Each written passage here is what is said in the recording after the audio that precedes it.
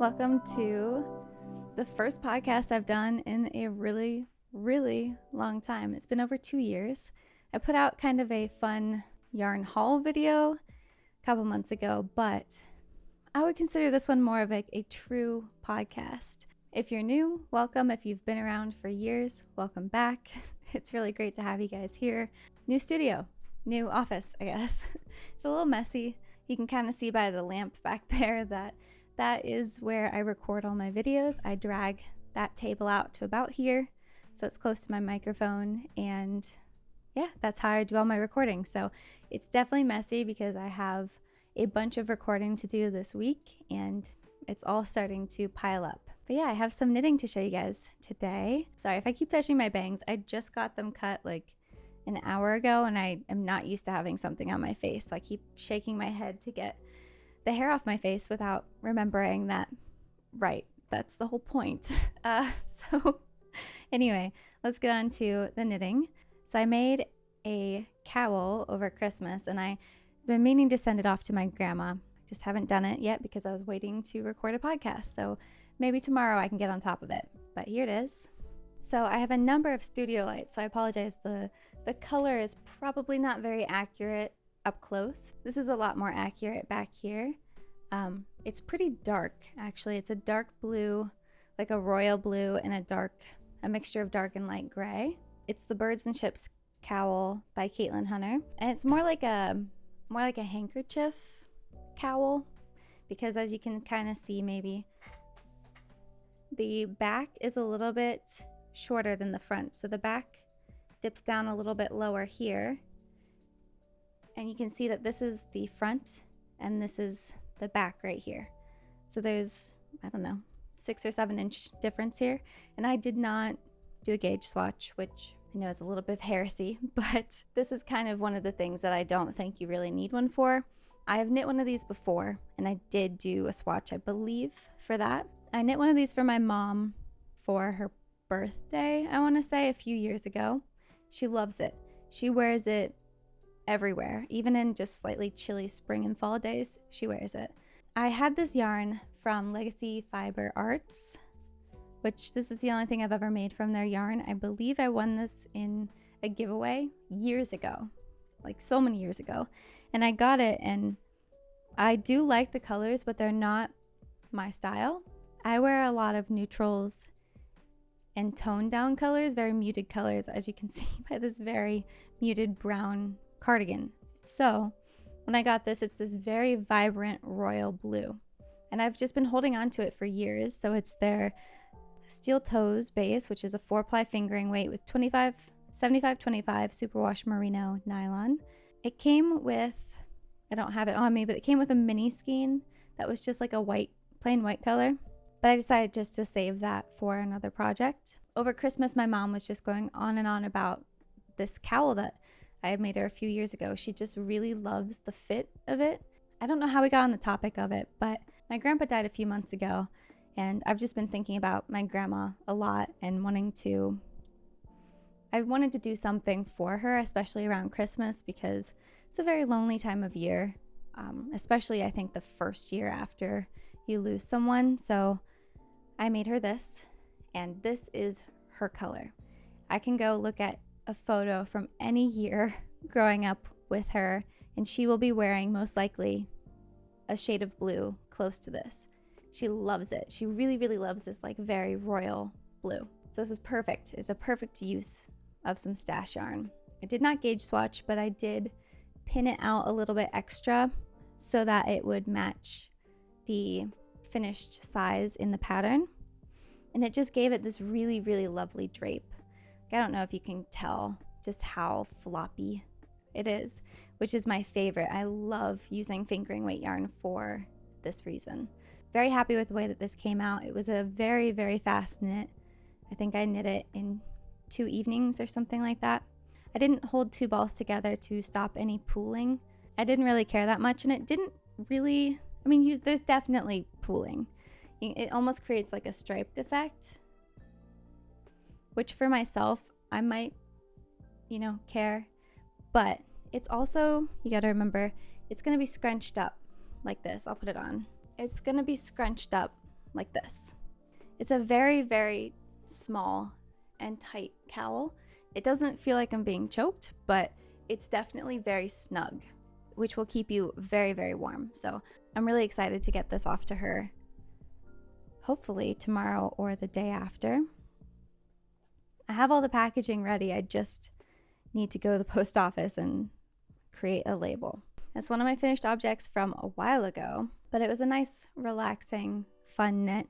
I would love to create something in that shape. I really, really like the shape, but I don't fully understand it, so that would take some practice. So I made quite a number of hats over Christmas too. So I designed a pattern for just like a basic 2x2 rib hat. I really wanted the top of it to have like a really nice flat detail, which you can kind of tell when I go like this. You can see the crown and it lays flat. That's something I really, really wanted. It's been a while since I've made hats, and I didn't really remember the protocol or the guideline for decreasing at the top. And so my first attempt is the mustard one. As you can see, it's a little too pointy. So when I go like this at the top, you get like a little nubbin, which I don't want. I don't want that. At least, like if you wanted that, all you would have to do is slide the hat up and leave a little bit of room at the top. But this is not a deliberate one. I didn't like this. It's too pointy. So that was my first attempt, and this is my second. No nubbin. So it lays perfectly flat, perfectly cozy. I made it out of yarn, ID yarn from Hobby Lobby, which I picked up a bunch of this recently within the last few months. Before this year, I hadn't been to Hobby Lobby in forever. I took a couple years off of knitting, so I hadn't been yarn shopping at a big box store in a really long time, and I found this yarn right next to my favorite yarn, which is I Love This Yarn, also from Hobby Lobby. So this is like the I Love This Yarn, and this is the Yarn ID. So the Yarn ID is almost identical. When it comes to yardage, I think they're only like 5 yards away from each other. They're both worsted weight. They're very, very similar, but the Yarn ID is softer, in my opinion, comes in more muted tones. So it comes in these just beautiful, beautiful colors. This is one of them. We have this like steel gray almost. It's kind of actually a little bit more blue, a cream, an actual gray. This one's a little bit different from the blue gray. They just come in about, 12 or 15 really, really beautiful neutral colors. So I bought a bunch of them. There's a sale around Black Friday, but they don't really do Black Friday sales. It's just their yarn goes on sale every few weeks. But I happened to just buy about 5 or 6 sweater quantities because I really wanted to do like a basics collection, which I've been wanting to do for years. And I think I started on it before I took a break and had wanted to do it years before that. And now finally I am. So I swatched a bunch, and all with that yarn in different needle sizes and flat versus round.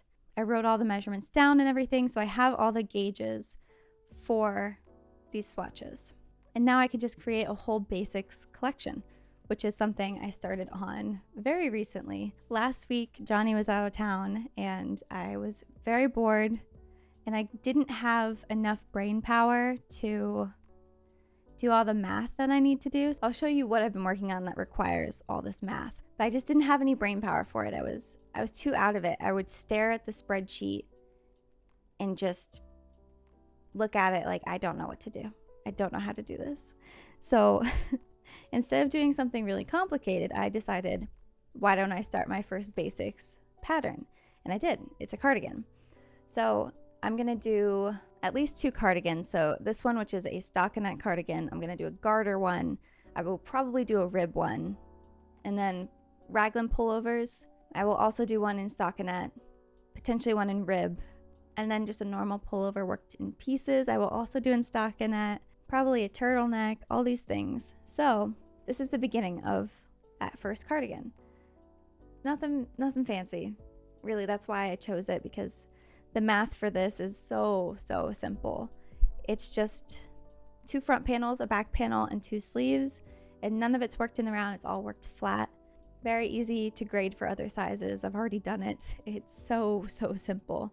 So yeah, I knit a cardigan over the weekend. It was so fast and so easy, and it's very long because I wanted to wear it with leggings and I wanted it to cover my butt. I think this is long enough for that, at least, somewhat. And I gave it a garter edging so that you wouldn't have to do anything complicated to add a button band or anything. I do intend on making a lot more cardigans in the future with button bands. I actually have one that I've finished that has one of my favorite bands I've ever made, with a really cool construction that I've never done before, at least in this kind of project. All that to say that I'm working on a collection of just really basic, simple patterns, and I'll walk you guys through a few of them here on the channel for like free patterns, and then some of the more complex ones will be just available in my shop. So yeah, I'm on the hunt for a tech editor for this pattern. I haven't done tech editing. I haven't had a tech editor in years. It's really like getting back on a bike.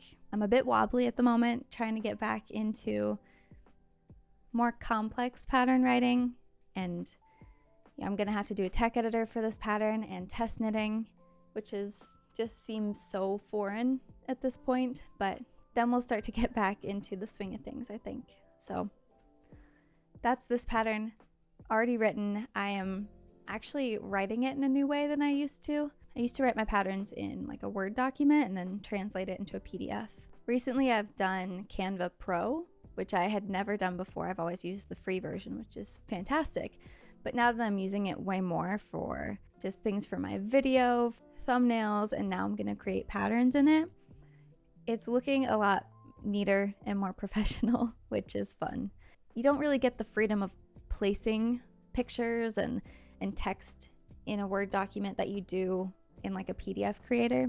So it's definitely taking some getting used to, but I'm enjoying it. So I worked on this all day yesterday, and I will probably work on this after I am done filming this video.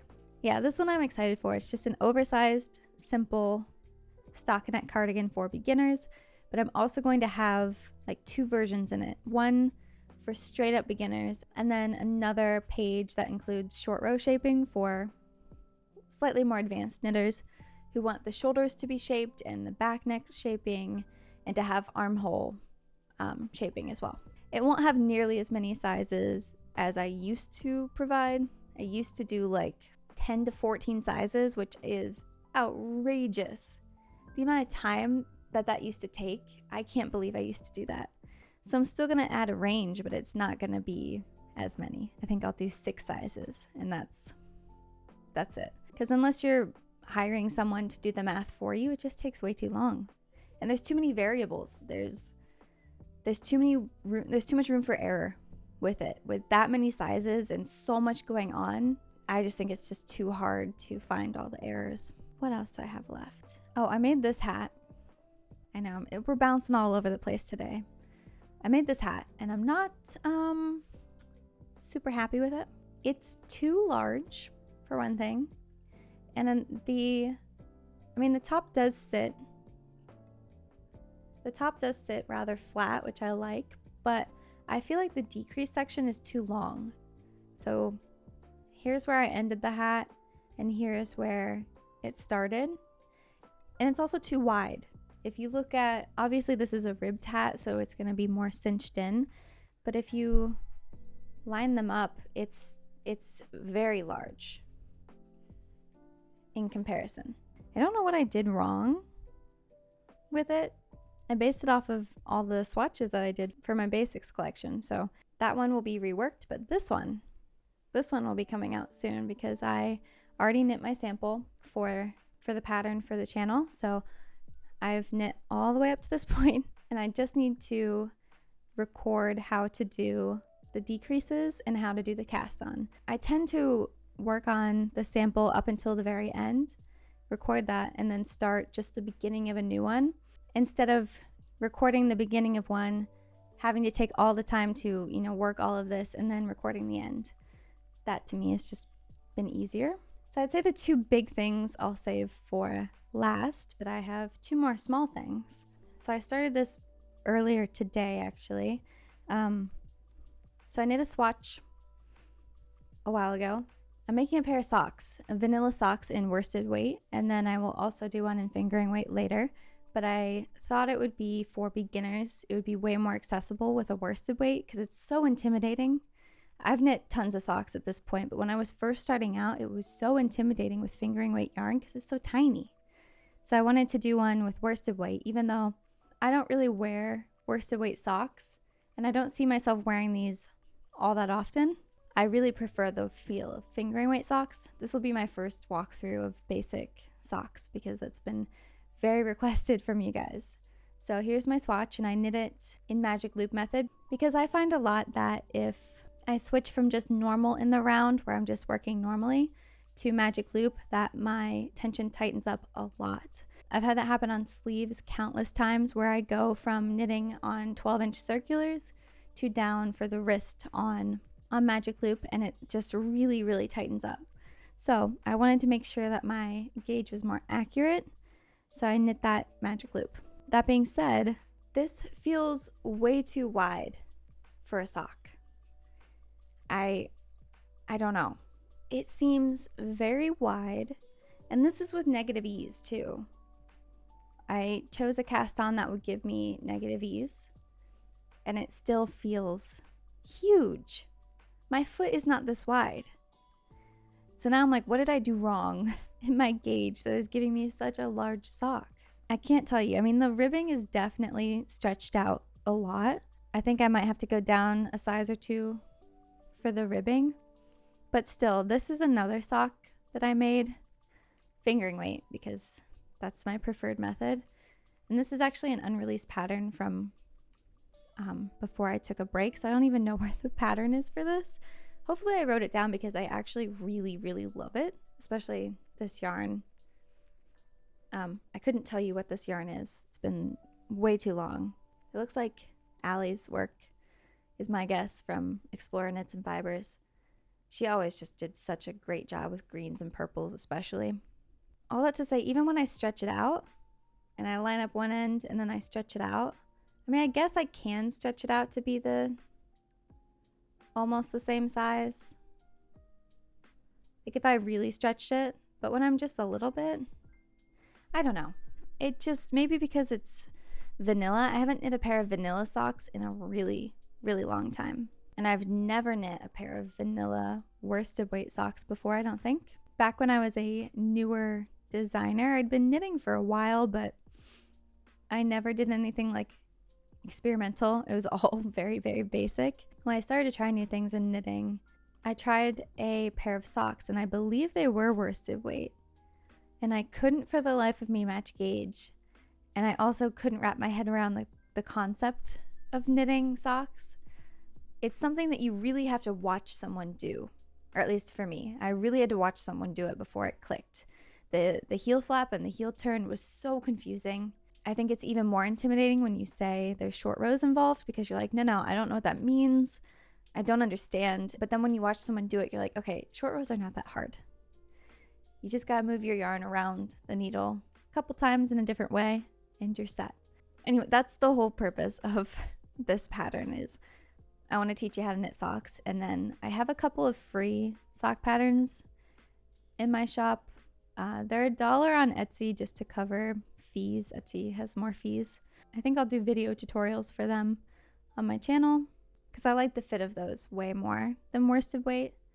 But it's such a great learning tool, and especially if you can just get yourself a cheap ball of yarn, then it's like, okay, I spent $2 to make this pair of socks and I learned the basics, and now hopefully you'll feel confident to branch out into more complex patterns. I think like a ribbed sock is perfect. I think the fit of that is really, really great. Yeah, I don't know what I'm gonna do with this, whether I'm gonna rip it out or I just keep going to see if maybe my gauge is different and that's the problem. Yeah, I started this today and it was very, very disheartening. It's worsted weight and I'm using a US 5, which is a 3.75 millimeter, which I checked online and most of the worsted weight sock patterns I could find used a US 5. It's possible that my tension loosened up from this to this? I don't really know. So I'm gonna have to play around with that later. Probably not today. It's always one of those things that's a little bit disheartening at first and you're like, okay, I need to put it down for a minute. Yeah, I far prefer starting things from actually, and if they have problems, I'm like, let's just start something new, which is a problem. You can't see it, but I have a chair, like a lounge chair over here, covered in projects that are not done. And I showed most of them to you in my last podcast-esque video a couple months ago. So that's my pile of shame over there. But I have a couple finished things that I can show you. They're both sweaters, so let me pop them on real fast.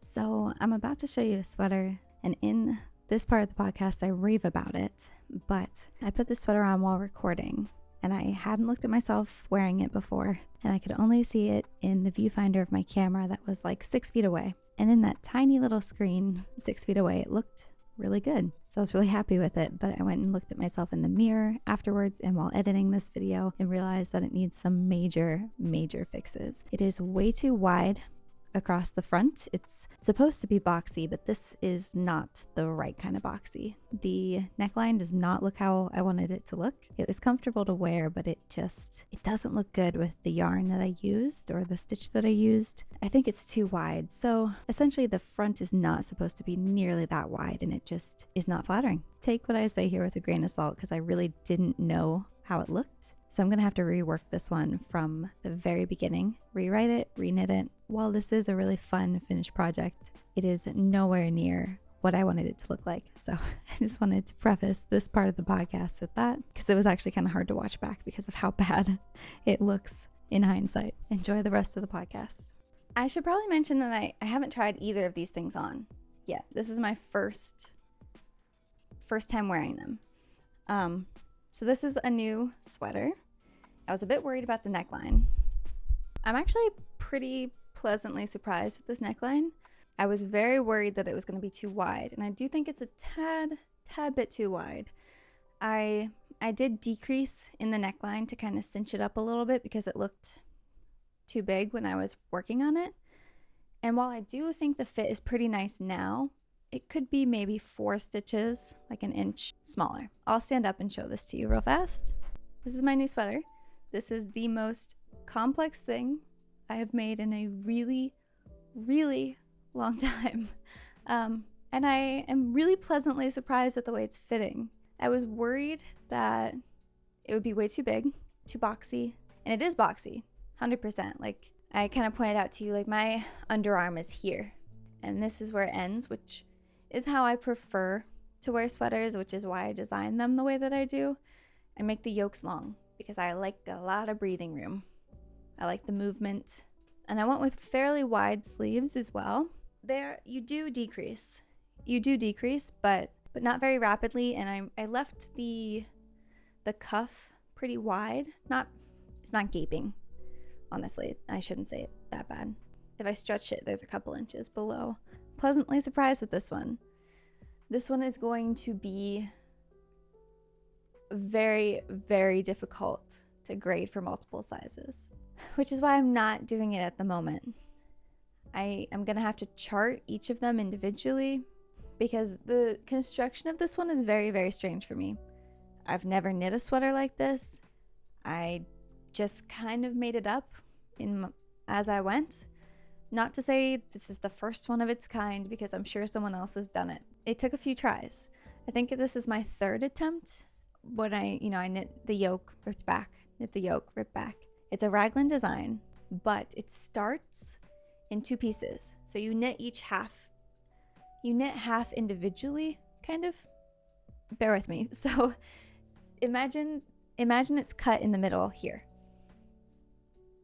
So I knit the left front, the left sleeve, and the left back, which was only like, this big when I was starting, and then you do the raglan increases and then eventually cast on here in the front and cast on in the back too. So you knit the left front, left sleeve, left back, and you knit it until you're ready to join in the back, and then you stop.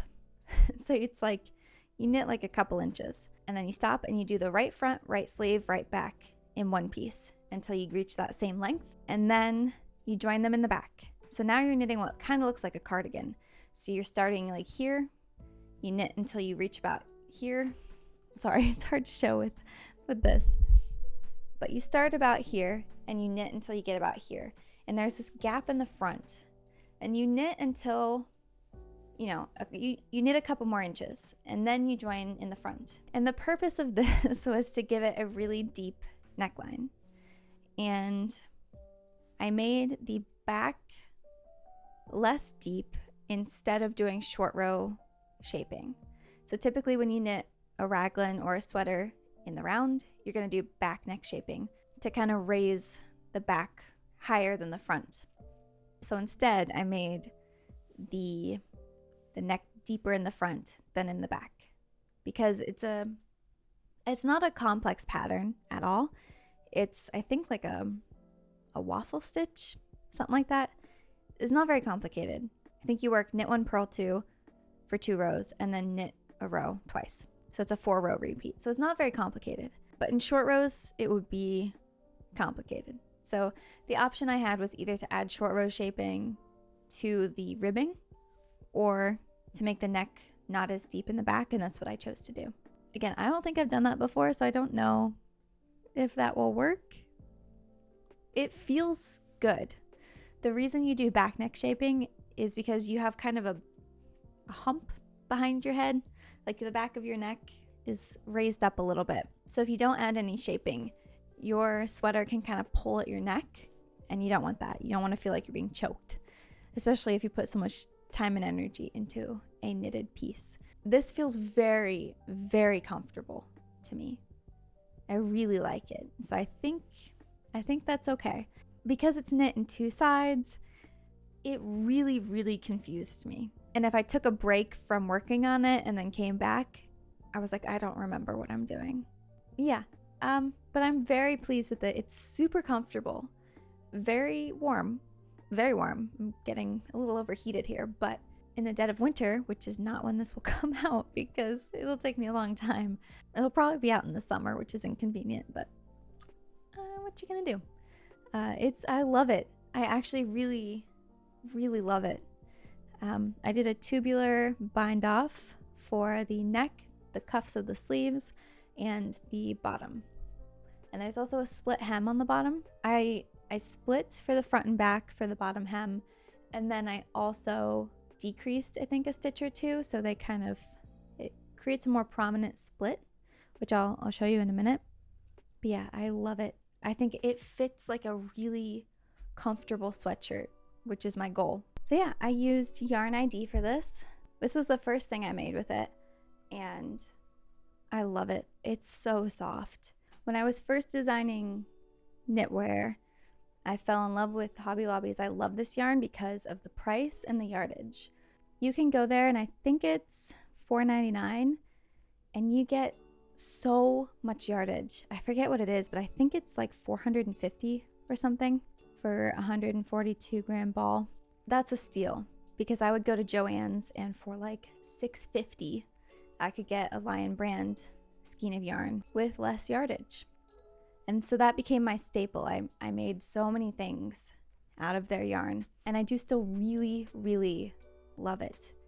My problem with it has always been the color palettes.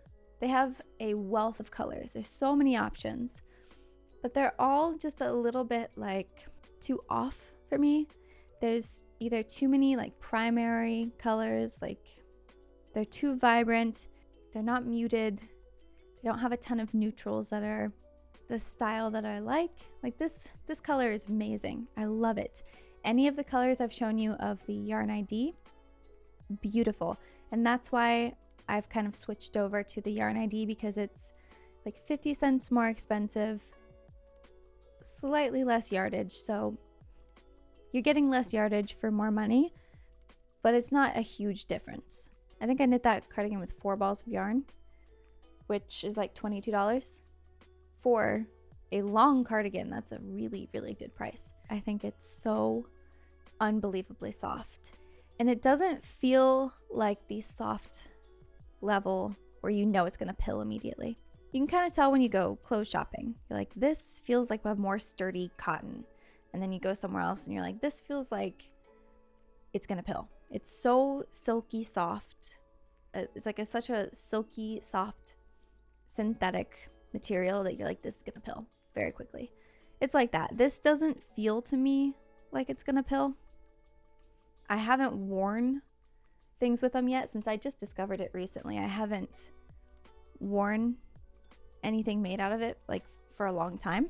So I'll be doing a review of it once I get the reps in with wearing stuff from it. But yeah, this is wonderful. I love it. I think the color is great. I think it goes great with, I'm wearing black jeans. I think it goes great with black jeans. It's slightly cropped. It feels slightly cropped for me. My jeans are so high-waisted that it's a little bit hard to tell. I think I'm very, very happy with it. I haven't looked at myself in the mirror with it yet. I'll do that later, but I can kind of see myself in the viewfinder of my camera. I made, I think, 2 versions of this and kind of messed up before I really even joined them. And then I knit an entire yoke of it, and it took me forever. I mean, it had been a really long time since I'd knit a sweater in the round, but good grief, it took so long. And I got done with the yoke, and I was like, thank God. I cannot believe how long that took. And then I was counting my stitches, and I realized I had twice as many as I needed. So what I needed to do, I calculated how many body stitches I needed in the end. And instead of dividing it in 2, half for the front, half for the back, I was like, no, that's what I need for each, the front and the back. I think it was like 180 stitches or something. I don't remember. It was over 100 stitches. And instead of taking half of that, I was like, yeah, 180 in the front, 180 in the back. And that is how I ended up with, this doesn't even do it justice. I took a video of it before I needed the yarn from this. So this was twice as long as it is, maybe even 3 times as long. It was as long as this yoke is. Instead of, I think like 42 or 44 inches around, which, gives a nice boxy fit. Instead of that, it was like 88 inches around. So shocking.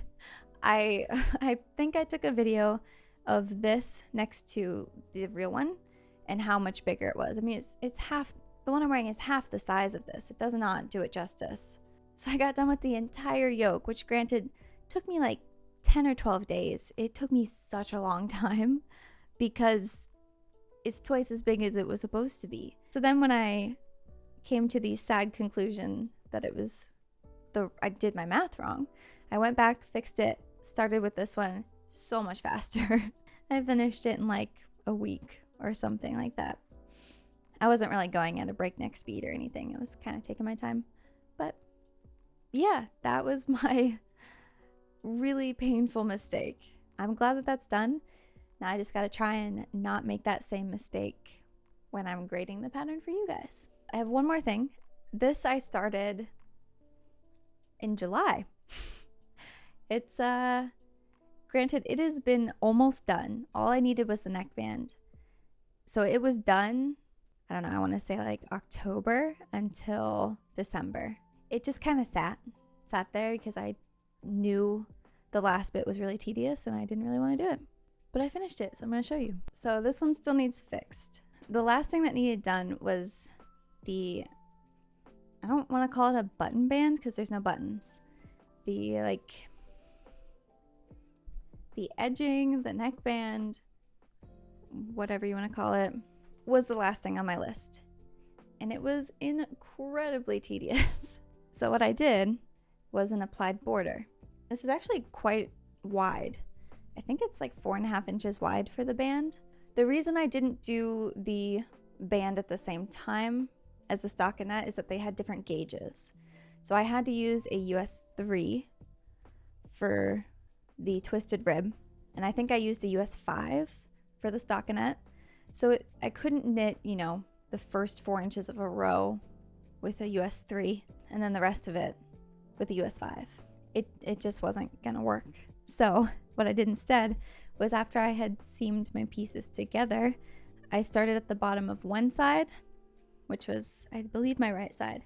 I started at the bottom of it and I picked up stitches all the way up the front, around the back, and down the other side. So I had, hundreds. I had a couple hundred stitches on here. And then I used another needle. If you've never done an applied border, it sounds confusing. You start the band on one set of needles.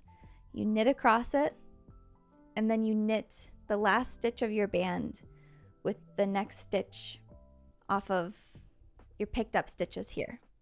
So you're still knitting like vertically. So it's kind of hard to show. So here's where like the side edge of my band is. So that's like this. So all the stitches that are vertical they're sitting like this, and I want to knit my band up, right? Because I want the knit stitches to go vertically parallel to it. I have a video on how to knit an applied border if you just need the concept. I'll make another one on how to do like a band like this for a cardigan, because that's for a shawl. But essentially, you knit across here until you reach the stitches that are picked up. You knit your last stitch here with the first one of those. So it joins them together. So you're knitting the band at the same time as you're seaming it together, kind of. But instead of using a yarn needle, you just use your knitting needles. So it sounds really complicated. It's really, really simple. It's just time consuming. So the mistake that I made, and why one of these sides looks straight and even on the bottom and the other one looks off center and wonky, the off center one needs fixed. So in order to find like the perfect rate of pickup, you take your stitch count, you take your stitch gauge, divide it by your row gauge. And if it's not a perfect thing, you find multiples. So I'm trying to think how I can do this for you. So let's say you have 20 stitches and 25 rows per 4 inches, right? So I know that 5 can go into both of those. So I'm going to divide both of them by 5, and that will give me 4/5. That would be my pickup rate. It's very easy. You want to get it to the lowest fraction, lowest denominator, lowest fraction. God, it's been so long since I've had to use those terms. You want to get it to the lowest fraction that you can. So 4/5 works really well here. So then you would pick up 4 stitches, skip 1, because that's your 5th. Okay, so you pick up 4 out of the 5, if that makes sense. But if you want to do less than 4/5, let's say, you can turn it into 2 different fractions. So instead of 4/5, let's get 2 numbers out of the 4, okay? So 2 plus 2 equals 4, right? So those are your, I don't know the term. They're the top half of your fraction. Then 5, you want to turn that into 2 numbers. So we're going to do 2 and 3. So this isn't very helpful because 4 out of 5 works fine. But you pick up 2 of the first 2. So the first 2 you pick up each one. And then for the next one, you would pick up 2 of the next 3. So it's not very helpful because it's the same thing as 4 out of 5. But if you got a really complex number like 11/15, you don't need to break down 4/5 any further. I don't think. I think that's perfectly fine. But if you got like a really weird odd number like 11/15 for some reason, I don't know, or like 7/9, let's do 7/9. If the lowest fraction you can get out of your gauge is 7 out of 9, that's a little bit too high, you know? So instead, we would break down 7 into either 2 or 3 numbers. So we can either do 3 and 4, which still seems a little bit too high, so I'm going to break it down into 3, actually. So 2, 2, 3. Put each of them as the top of a fraction. And then you want to break down 9 into 3 numbers, which is easy, 3, 3, 3. So you pick up 2 out of the first 3, 2 out of the next 3, and then 3 out of the next 3. So it's up to you. It's essentially the same thing as picking up 7/9, but it might be easier, more digestible if you break it down into smaller fractions. Or you could, even if you really wanted to, you could be like, I have 2 out of 3, 2 out of 3, 3 out of 3. Why don't I just do 2 out of 3? So you could do that and try it. The best pickup rate that I've found is to do it and follow it exactly. All that to say, that was a long mathematical tangent. But all that to say that what I didn't do, so I did the math where I figured out the pickup rate for my stockinette portion. But my stockinette portion has a different gauge than my rib portion. So I have a ribbed hem at the bottom, and I picked up stitches of that ribbed portion at the same rate as my stockinette portion. Shouldn't have done that because the rib cuff at the bottom, the rib hem at the bottom has a different gauge. So the pickup rate would have resulted in less stitches. So I have too many stitches that I picked up. So it kind of creates this I have too much fabric, and that's the problem. So I did that all the way around. So when I got down to the next portion of my ribbed cuff, which is right here, I ripped those out and picked them up at the rib pickup rate. What I have to do is I have to, right where the ribbing ends and the stockinette begins, I have to put those stitches on my needle, cut out a row and undo it, and then re-pick up stitches along the side of the band. So I haven't figured out if I'm going to start at the bottom, like the cast on edge, and go up and then graft them together, or if I'm going to start where I cut it and knit the opposite direction. I don't think it'll be too noticeable if I did that. I did an I-cord edging, and I think it looks really, really nice. Just twisted rib in general, especially in fingering weight yarn, is beautiful. I love the way it works. So this cardigan is it's very nice. I think if I'm going to write the pattern for it, I'll make the sleeves a little bit looser. It's a preference thing. This to me has almost no ease. Like, obviously it has a little ease here, which is not my preferred way of wearing clothes. But yeah, it's very soft. So I think about 3 or 4 years ago, I went to a fiber festival in Ohio. I don't remember what it's called. They hold it pretty much every year. And I went there and I didn't actually find a whole lot that I liked. And there was a lot of great stuff, but majority of it was alpaca. And I can't wear alpaca. It makes me unbelievably itchy. I can kind of wear de-haired alpaca yarn. I've done that one time. One of my favorite sweaters I've ever made was made from that. And it takes me about half an hour, maybe an hour, to stop feeling a little bit itchy because I'm very, very sensitive to it. Yeah, I just can't really wear alpaca. So one of the only things I found at this fiber festival was this person's yarn, and they don't sell online, unfortunately. I wish I had a video of what these skeins looked like when I first got them. They're like this big. So it's a 236 gram ball with 770 yards. So I only had 2 balls, which I was playing yarn chicken the whole time I was making this sweater. And I have that much left over. It probably weighs 3 grams. That's all I have left out of 472 grams. I did find a swatch somewhere recently, so if I really needed more, I have a little bit more. Almost used up the whole thing. So it was $38 per ball, but I only needed 2 of them. And it's a beautiful green. I mean, this is my favorite color. I tend to lean more towards the olive greens, but I will still wear the heck out of this. So I knit the band. I think it's like 4 or 4.5 inches wide, and I did it for the back too. So I don't know if you can see that it's folded over there. That's what I wanted. It's kind of folded over here and just increases to a full fold at the back, which I think makes it really, really cozy. You could fairly easily add buttonholes to this. But I'm gonna be real honest with you, I've never successfully done buttonholes. Never. I've never successfully added buttons to something. That's something I could improve on, 100%. And in the future, I want to do cardigans that actually have button bands, but we'll get there. The thing I've always struggled with is the pickup rate. And I think based on that like mathematical equation, I think it's perfected. I think someone kind of came up with that, at least breaking it down even further. I've seen it in my books, these knitting books that I have. I've seen it in those, but I don't know where it like originates. I think that's about it. The next couple patterns for garments will be this one.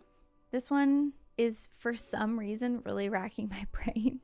I don't know why. It's a drop shoulder, has a little bit of shoulder shaping, but for some reason my brain just, I look at the spreadsheet and I can't make sense of it. I'm not very good at math and I kind of zone out after a little bit of it, but I've made myself some cutouts. This is essentially what the pattern is. It's so simple. A little bit of shoulder shaping, a little bit of armhole shaping, some back neck shaping, very standard stuff. The button band, not that complicated either. I don't know why my brain's struggling with it so much. I worked on it a number of days last week, made very little progress. So hopefully I can get back on track. I did successfully make the stockinette cardigan pattern. That's the more basic version of this. So I'm hoping now I can wrap my head around it. I can't really think of anything else. I really do enjoy making these like talking to camera videos. So you'll see a lot more of those in the future. Yeah, that's about it. That's kind of what's new with me. Got my hair cut, which is so fun. I usually only get it cut once or twice a year, so I haven't had it cut since July. But it was getting to that, I didn't get any length taken off. It's getting to that awkward length where it's not quite short and it's not quite long. And when it hits my shoulders, it flips out and just creates this really weird effect with my hair that I don't like. But I'm also really lazy and I put my hair up a lot. So I thought bangs would be a good, like, I still have to do them, style them. But this way, when I put my hair up, I still have a little something going on. I don't just look like death, especially in February because I'm so pale. I'm pale year round, but more so now. Yeah, I was watching a Dakota Johnson interview for one of her new movies. It randomly popped up and it was her and Olivia Colman, and I love Olivia Colman. And Dakota Johnson's bangs were like the inspiration photo. Like her and Ana de Armas were the photos that I showed to my hairdresser, and I was like, I want this. And I think it looks a little similar, so I'm really, really happy with that. Yeah, this week's a big recording week. My husband is working at a friend's studio most of this week, so I have the house to myself and I can record a lot. That's my plan. I have a whole list of tutorials, I have a couple patterns. Yeah, the hat pattern will be next, will be the next pattern, and then most likely the sock pattern, and then probably the cardigan. Yeah, but lots of tutorials. If you have any suggestions on tutorials that you want to see, free patterns that you want to see, let me know.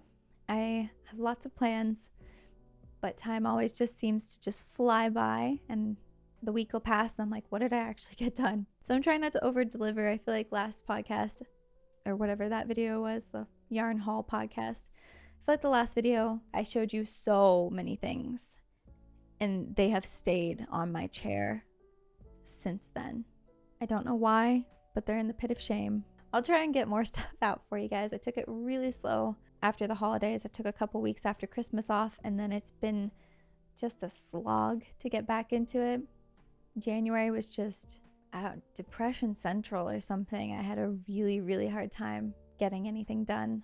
I'm feeling a little better, a little bit more motivated. It comes in waves, but I'm trying to ride the waves when I have them.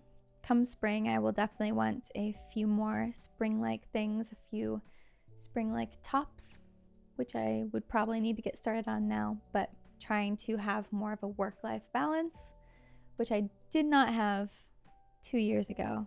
So it's working a more normal amount of time, which means I get less done than I used to, which is okay. And I'm trying to be okay with like work normal hours, get more average amount of things done.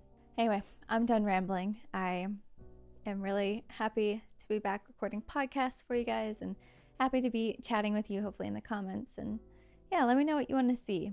I have yarn reviews and impressions coming, free patterns, some tutorials, but I'm always open to suggestions if you have tutorials in particular. I would love to hear your ideas. Thank you guys so much for watching. I'll see you in the next video.